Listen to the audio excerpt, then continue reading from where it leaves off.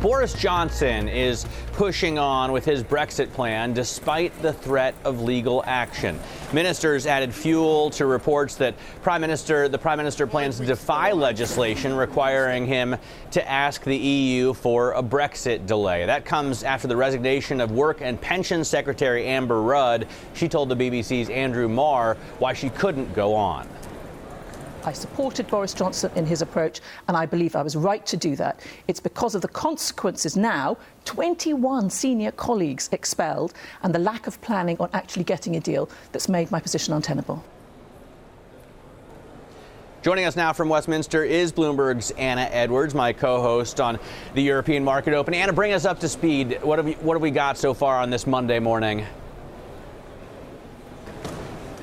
Good morning to you, Matt and Manus. Yeah, pushing on. Boris Johnson continues with his strategy despite all of the headwinds, despite the developments over the weekend where he lost Amber Rudd, another cabinet minister. We already know he's lost his majority. Amber Rudd saying that 80 to 90% of the government's time was being spent on planning for no deal rather than trying to do a deal. So now the real focus is on whether Boris Johnson, the Prime Minister, will follow the legislation that looks set to be passed by the House of Commons that will require him to seek an extension if he can't get a deal. We saw very interesting use of language from various cabinet ministers over the weekend, including the Foreign Secretary Dominic Raab, who was saying that the government wants to test to the limit what it does actually lawfully require this legislation, suggesting that Boris Johnson has no intention of going to ask for an extension. He's already told us that he'd rather be dead in a ditch than go to the EU and ask for more time.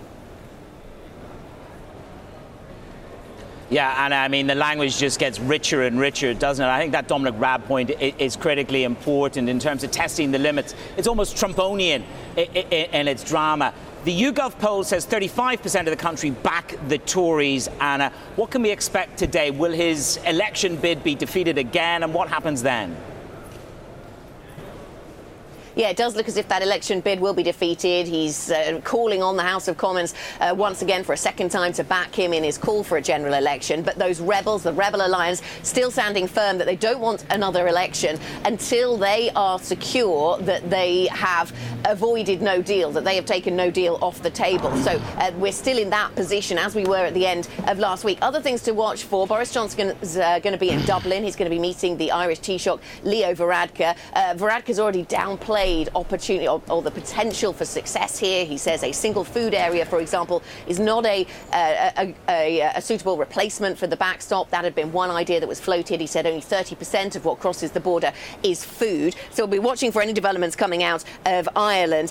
We've also seen the French foreign minister downplaying whether the EU 27 would be keen on giving the extension that the Rebel Alliance wants the Prime Minister to go and ask for. So once again, a lot of focus on that October 31st deadline. Could we see Boris Johnson actually turning up at that meeting in October with a request for an extension, but then actually sending supporting paperwork or vote that suggests that there is no reason for it, or indeed see him voting against his own request to veto it at the European Council? All kinds of incredible things seem to be possible in Brexit land.